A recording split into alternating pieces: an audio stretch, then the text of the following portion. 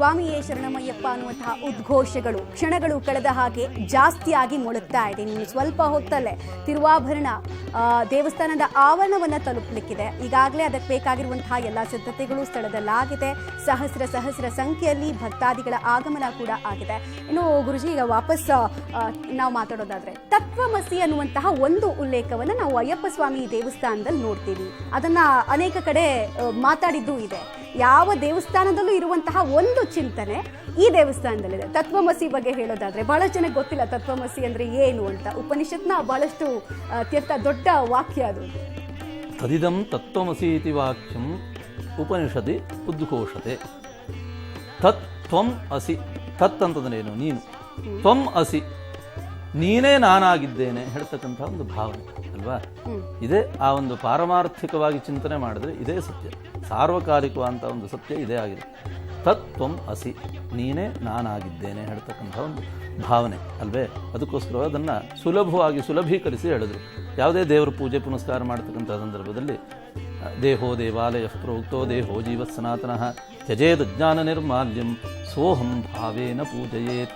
ಧ್ಯಾನ ಇತ್ಯಾದಿಗಳನ್ನು ಮಾಡ್ತಕ್ಕಂಥ ಸಂದರ್ಭದಲ್ಲಿ ಅಲ್ಲಿ ಏನು ಹೇಳ್ಕೊಡ್ತಾರೆ? ಸೋಹಂ, ನೀನೇ ನಾನಾಗಿದ್ದೇನೆ ಅಲ್ವಾ? ಇನ್ಯಾರೂ ಅಲ್ಲ. ದೇವರು ಯಾರಪ್ಪ ಅಂತಂದರೆ ನಾನೇ ದೇವರು ಅಂತ ಅರ್ಥ ಅಲ್ವಾ? ಇಲ್ಲಿ ಲಕ್ಷಾಂತರ ಜನ ಹೋಗಿ ಒಂದು ವಿಗ್ರಹದ ಮೇಲೆ ಕಾನ್ಸಂಟ್ರೇಟ್ ಮಾಡಿದಾಗ ನಮ್ಮಲ್ಲಿರ್ತಕ್ಕಂತಹ ಆ ಒಂದು ಶಕ್ತಿಯೇ ಆ ಒಂದು ದೇವರಲ್ಲಿರುತ್ತೆ. ತನ್ನ ಮೂಲಕವಾಗಿ ಆ ದೇವರಿಂದ ಆ ಒಂದು ಪ್ರಭೆಯ ಮೂಲಕವಾಗಿ ಪುನಃ ನಾವು ಅದನ್ನು ಪಡೆದುಕೊಳ್ತೇವೆ. ಇದು ನಮ್ಮ ಸನಾತನವಾದಂತಹ ಒಂದು ಧರ್ಮದ ಒಂದು ವಿಶೇಷತೆ. ಹಾಗಾಗಿ ಈ ಮೂರ್ತಿ ಪೂಜೆಯನ್ನು ಹೇಳಿರ್ತಕ್ಕಂಥದ್ದು. ಅಯ್ಯಪ್ಪ ನೋಡಿ, ಅಲ್ಲಿ ಆ ಅಯ್ಯಪ್ಪ ಕುಳಿತಿರ್ತಕ್ಕಂಥ ಒಂದು ಭಂಗಿಯನ್ನು ನೋಡಿದ್ರೆ ಅದು ಜ್ಞಾನದ ಸಂಕೇತವೂ ಕೂಡ ಹೌದು, ಇನ್ನೊಂದು ದೃಷ್ಟಿಕೋನದಿಂದ ವೈರಾಗ್ಯದ ಸಂಕೇತವೂ ಹೌದು ಅಲ್ವಾ? ಮನುಷ್ಯನಿಗೆ ಜ್ಞಾನ ಮತ್ತು ವೈರಾಗ್ಯ ಇದು ಎರಡೂ ಕೂಡ ಬಹಳವೇ ಮುಖ್ಯ. ನಹಿ ಜ್ಞಾನೇನ ಸದೃಶಂ, ಜ್ಞಾನಕ್ಕಿಂತ ಮಿಗಿಲಾಗಿರ್ತಕ್ಕಂಥದ್ದು ಪ್ರಪಂಚದಲ್ಲಿ ಇನ್ನು ಯಾವುದು ಕೂಡ ಇಲ್ಲ ಅಂತ ಹೇಳ್ತೇವೆ. ಜ್ಞಾನಕ್ಕಿಂತ ಮಿಗಿಲಾದದ್ದು ಯಾವುದೂ ಇಲ್ಲ.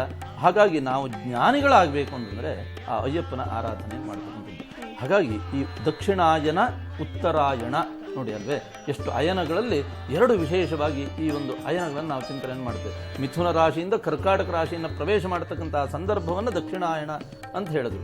ಅದೇ ಪ್ರಕಾರವಾಗಿ ಧನು ರಾಶಿಯಿಂದ ಮಕರ ರಾಶಿಯನ್ನು ರವಿಯು ಪ್ರವೇಶ ಮಾಡತಕ್ಕಂಥ ಈ ಪರ್ವಕಾಲವನ್ನೇ ಉತ್ತರಾಯಣ ಪುಣ್ಯಕಾಲ, ಉತ್ತರಾಯಣ ಪರ್ವಕಾಲ ಅಂತಲೂ ಕೂಡ ಶಾಸ್ತ್ರಕಾರರು ಹೇಳಿದರು. ಹಾಗಿದ್ರೆ ನೋಡಿ, ಉತ್ತರಾಯಣ ಮಾರ್ಗಕ್ಕೆ ಒಂದು ವಿಶೇಷವಾದಂಥ ಒಂದು ಫಲವನ್ನು ಕೂಡ ಶಾಸ್ತ್ರಕಾರರು ಉಲ್ಲೇಖವನ್ನು ಕೊಟ್ಟಿದ್ದಾರೆ. ಅದಕ್ಕೆ ನೋಡಿ, ಉತ್ತರಾಯಣ ಮಾರ್ಗಕ್ಕೆ ಅರ್ಚಿರಾದಿ ಮಾರ್ಗ ಅಂತ ಆ ಒಂದು ಮಾರ್ಗವನ್ನು ಕರೀತೇವೆ. ಅರ್ಚಿರಾದಿ ಮಾರ್ಗ ಅಂತಂದ್ರೆ ಏನು?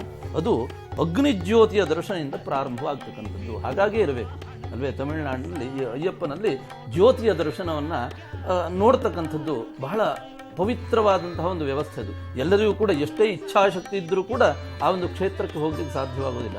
ಕಾಯ ವಾಚ ಮನಸ ಅವನು ಸದಾ ಆ ಒಂದು ಭಗವಂತನ ಒಂದು ಪ್ರಾರ್ಥನೆಯನ್ನು ಮಾಡಬೇಕು. ಹಾಗಾಗಿ ಒಂದೊಂದು ವರ್ಷವೂ ಒಂದೊಂದು ಮೆಟ್ಟಿಲನ್ನು ಹತ್ತಿಕೊಂಡು 18 ಮೆಟ್ಟಿಲುಗಳನ್ನು ಹತ್ತಿಕೊಂಡು ಹೋಗಬೇಕು ಅಂತ ಹೇಳ್ತೇವೆ. ಅವನಿಗೆ ಆ ಯೋಗ ಇಲ್ಲ, ಪುಣ್ಯ ಇಲ್ಲ ಅಂತಂದರೆ ಅವನು 10 ವರ್ಷಕ್ಕೋ 12 ವರ್ಷಕ್ಕೋ ಹೋಗಿಬಿಡ್ತಾನೆ.